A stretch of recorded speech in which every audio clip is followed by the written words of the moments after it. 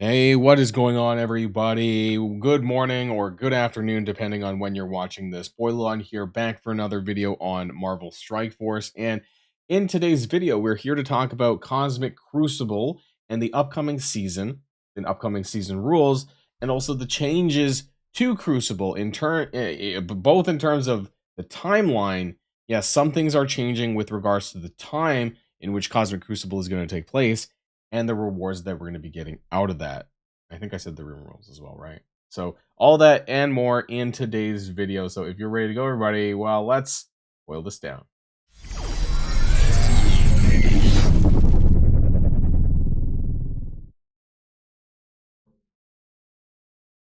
All right, we have Cosmic Crucible Season 9 just around the bend, as you guys might know.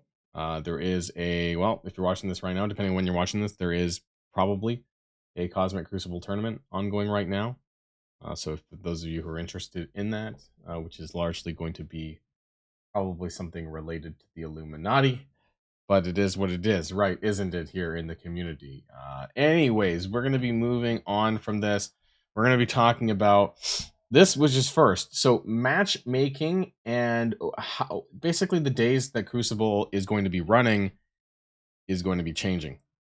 So matchmaking will now begin on Friday, but the trials will go live on Sunday. So this changes from basically, Crucible starting on Monday and running through until the end of Thursday. Now it's going to be Sunday at 2 p.m. running until the end of Wednesday. So we're kind of shifting everything back one day. My only concern, and I've raised this, I guess, is how it might impact with events. Any events that contain Crucible for points and whatnot. Because we've currently been running Monday to Monday, and technically, if I guess it still could run that way, but then Monday would be trial 2. At 2 p.m. anyways would be trial 2, and then so we'd have trial 2, trial 3, and then we'd maybe I guess have to wait until trial 1 if the events continue along a 7-day Monday path how they have been lately. So just something to watch out for, anyways. So let me know how you feel about that. Some people are still quite busy on Sunday. Some people are not. Some people want more things to do on the weekend. Some people don't. So it'll be an adjustment, but I don't know. I'm not. I guess it's okay for me. I think our wars are done from Sunday through Tuesday, so it actually might give me a break from having both Crucible and War running at the same time, and that's when I'm gonna get a little bit burnt out. So the weekly rewards or weekly league rewards are changing. Now the Platinum League, if you're in Platinum like I am, I'm kind of hovering the Platinum Diamond range. Upgrades are going to be changing from Diamond Dawn orbs to just flat Diamond orbs. So I think they're moving away from Diamond Dawns, and now everything is just going to be a Diamond Orb. Diamond League has more Diamond Orb rewards, and if you're in Masters League, like I don't know how many people that is, honestly, but there's a brand new orb. New reward, all new Diamond Orb, the Master Orb, I think it's called, or Master Diamond Orb, which contains the most recent 100 new or updated characters with higher chances to reward 2 or 3 diamond promotions. And there is a photo down below as well. So this is the Master Diamond Orb. And we have some other screenshots, I think, of it as well. Guarantees one of, at whatever percentages, it seems like 1% per character for 3 stars. I don't know. I think it might show the breakdown, actually, in fact.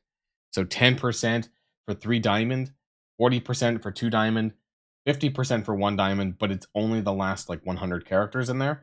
So, which is quite a long time ago now that I think about it. Like 100 is like 2 years worth of characters. So, I mean, yeah, okay, it's better, I suppose, but I don't know, whatever. Let me know what you think about that. But it's only for masters and grandmasters, so I don't know how many people this is really relevant to. I don't know how many people actually exist in that bracket. Just to kind of put this into perspective, I'm at like I was higher than this. I was actually Diamond 1, but because of what happened over the last week or two, I've not been really putting my all into Cosmic Crucible. But what I wanted to do though was kind of look at my overall ranking. So I'm at 2,990 apparently.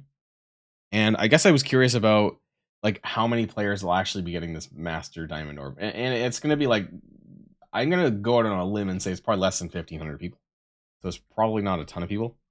The in-season rewards, restructured rank brackets. There are now way more brackets with improved rewards for top ranking players. Now this is interesting So I don't know if I guess it might mean this. I don't know if we're actually going to see anything about this. Before we go any further, one thing is also that we've been told, don't know if it's going to be right or if they're going to F it up, but we've been told that there is going to be no rank drops between this season and season 9. Right? They said that last time there was a rank drop. I don't even remember what the result of that was, but we'll see. Right? As always, where's my button? Subject to change. So they said that there's going to be no rank drop. I hope that's the case. And so that's what they've told us anyways as a result of that. So season 9 global rules. Let's talk about this. It's not, for me, it's not, I don't find it super exciting, but maybe some of you will. So season 9 global rules, the guiding hand. The Wakanda characters count as Illuminati. Now, I don't know about you. These characters are heavily power crept at this point. So I don't know how many of these are really going to be worthwhile to use. To be honest, they might fulfill some requirement in terms of like if you need this many characters to activate your kit or whatever. But I believe the only thing was like a call out for 2 or more characters, so it's not really that many. Maybe it might make more sense with the stages, but honestly, I don't know who's going to be viable outside of like OG Shuri maybe for buffs and things like that, like a support character because she gets. I think it's just for Wakandans though, so it's not like Illuminati counts as Wakandas; it's the other way around. But speed up, I believe that, if OG Shuri gets speed up, which I believe she gives herself already as part of Wakandans, then there might be some sort of like added benefit there. I don't know. Maybe you guys could figure something out. Otherwise, we have the same kind of stuff as usual. 20% max health, 10% damage on defense. I think that's the same. After each completed attack, gain exhaust. That's it. Wakanda counts as Illuminati. Stage 1, full house on offense or defense. More ISO stuff. Striker characters, I believe this is actually just a regurgitation. I think. Raider characters on turn clear ability block. I think this is from a former season. He'll sell for 10% max health. A skirmisher on successful attack apply. I'm onto the primary target. Pretty sure we had this one. Especially the skirmisher applies ability block. But in this case, it's just to the primary target, so no AoE. It doesn't do it that way. I think that's maybe how it worked the last time around. This time it's just the primary target, so do keep that in mind as well. And striker characters, if you have ability block, you gain more damage. Not super that exciting. Stage 2, fatigued on offense and defense. Ultimate abilities cost 2 less, but you gain slow when you use your ultimate.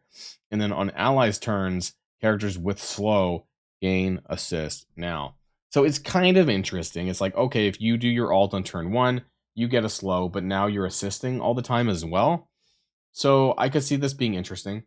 I guess stacking up with maybe some characters that have ultimate abilities, or you could also just shove your Infinity Watch in here, I suppose, because they're going to be immune, right? So anything like that, I guess you could do.